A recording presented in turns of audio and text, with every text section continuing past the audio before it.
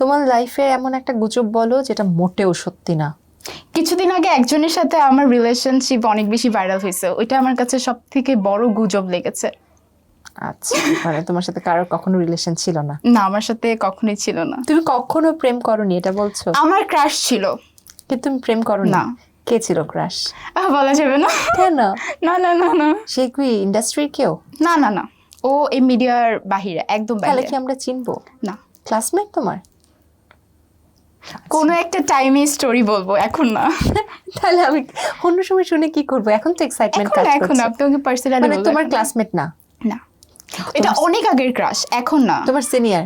আমার সিনিয়র, অনেক সিনিয়র। অনেক সিনিয়র? হ্যাঁ, প্রায় 3 বছর। ও আচ্ছা, আমি মনে করছিলাম 10-15 না না বছর। না, 3-4 আমি তো ভয় বছর। পেয়ে গেছিলাম। সে এখন কি বিয়ে করেছে? জানি না, অনেকদিন ধরে কথা হয় না। সে নিশ্চয়ই তোমার জন্য অপেক্ষা করছে। আই ডোন্ট নো, কথাই তো হয় না, জানবো কিভাবে? হ্যাঁ, কথা হয় না কেন? কথা হয় না, লাস্ট টাইম আমার ইনস্টাগ্রাম চলে গিয়েছিল, সো তারপর থেকে ওর আইডিও আমি খুঁজে পাচ্ছি না, আর আই গেস ও আমার আইডি খুঁজে পাচ্ছে না, পরে আর খোঁজাও হয় নাই। আচ্ছা, এই শো এর মাধ্যমে ডিয়ার ভাইয়া প্লিজ মেহজাবিনকে না খুঁজে না বের না, করুন। ওর অলরেডি একটা গার্লফ্রেন্ড আছে, আই গেস, আমি জানি না, মনে Oh, so হচ্ছে। sad. তোমার হার্ট ব্রেক হয়ে গেল।